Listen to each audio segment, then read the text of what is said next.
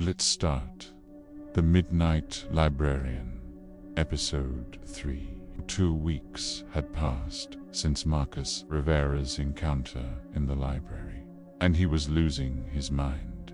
The leather journal sat on his desk like a malignant tumor, its presence poisoning every moment.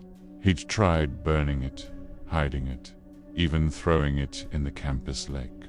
But every morning, he'd wake to find it back on his desk, his name gleaming on its cover. The worst part wasn't the journal's persistence. It was the dreams. Every night, Marcus walked through impossible library corridors, shelves stretched endlessly high, filled with books that whispered his name. And always, Sarah would be there, her black eyes reflecting his deepest fears. "Just read it, Marcus," she would say one page, "just to understand." That's why he was breaking into Professor Helena Voss's office at 3 a.m. If anyone had answers about Ravenshollow Library's supernatural history, it would be the elderly mythology professor who'd been at the university for 40 years. His flashlight beam danced across yellowed documents until he found it. A thick folder labeled Ravenshollow Incidents, 1950 present. Inside were decades of reports about missing students, mysterious deaths, and unexplained phenomena. The pattern was always the same. Students became obsessed with research, spent long hours in the library, then vanished during night shifts. But the final document made Marcus's blood freeze. A handwritten letter dated 1952, signed by Professor Jonathan Blackwood. Asterisk, the entity inhabiting our library feeds on knowledge, on the hunger for understanding that drives scholars. Knowledge, once consumed, leaves the vessel empty. Students who disappear don't die. They become part of the collection, living repositories for stories too dangerous to exist in print. The entity can be temporarily appeased through voluntary offerings, but this is temporary. The hunger always returns stronger. The source lies not in the books, but in the foundations. Something was sealed beneath Ravenshollow long before it became a library. Our academic pursuits have only fed its growing power. Footsteps in the hallway made Marcus freeze. Slow, deliberate steps approaching the door. He stuffed the documents into his backpack and hid behind the desk. The door opened softly. Through the gap beneath the desk, Marcus saw familiar hiking boots, Sarah's old ones. "I know you're here, Marcus."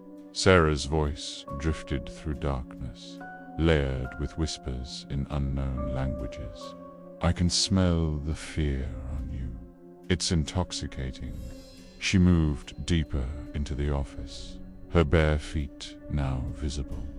Her skin had become translucent, dark veins visible like cracks in porcelain.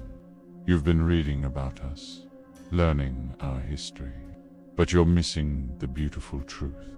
We're not prisoners, Marcus. We're guardians of something magnificent." She paused directly in front of the desk.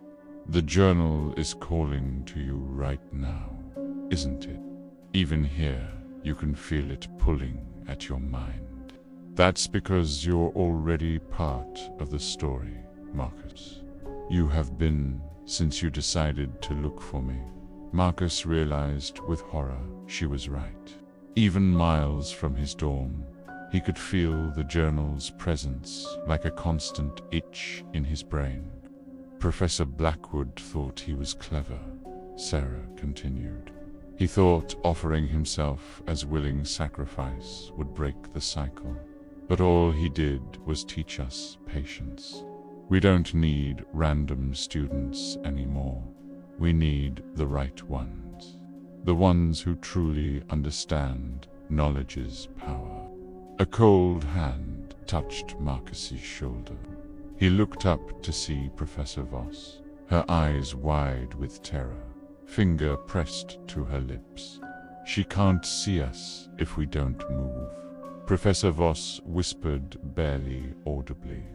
"The transformed ones navigate by emotional resonance. Stay calm." Sarah searched the office, passing within inches of their hiding spot multiple times, her movements fluid but mechanical. After what felt like hours, she finally left. Professor Voss waited several minutes before speaking. "How long have you had the journal?" 2 weeks. "Professor, what happened to Sarah?" "Something that should have been left sleeping 50 years ago. My predecessor awakened an entity that feeds on intellectual curiosity. It's been growing stronger, collecting promising students and turning them into extensions of itself." She pulled out a small leather pouch. "Protective charms, blessed by 7 religious traditions. They won't stop the journal's call, but they'll weaken its influence." Marcus took the pouch gratefully.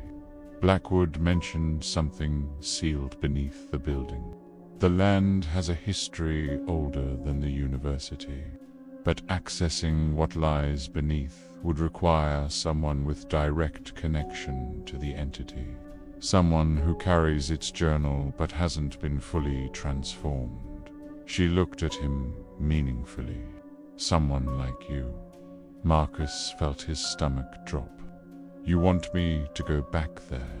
I want to end this before it spreads beyond the library walls." "The entity is growing stronger, Marcus. Soon it won't need to wait for students to come to it." The journal's call intensified. Even through the protective charms, Marcus felt it tugging at his consciousness. "The journal," he said, voice strained. "It's getting stronger, which means we're running out of time. The full moon is tomorrow night, when the barrier between the entity and our world is thinnest. If we're going to act, it has to be then." Marcus thought about Sarah, trapped forever as the Midnight Librarian, and all the students who might follow. "What do you need me to do?" Professor Voss smiled grimly. "Tomorrow night you're going to do exactly what the journal wants. You're going to read it, but this time we'll be ready for what comes next." As they prepared to leave, Marcus couldn't shake the feeling they were being watched. Somewhere in the shadows, something ancient and hungry waited patiently for tomorrow's full moon. The journal seemed to pulse with anticipation, and Marcus wondered if they were walking into a trap set long before any of them were born.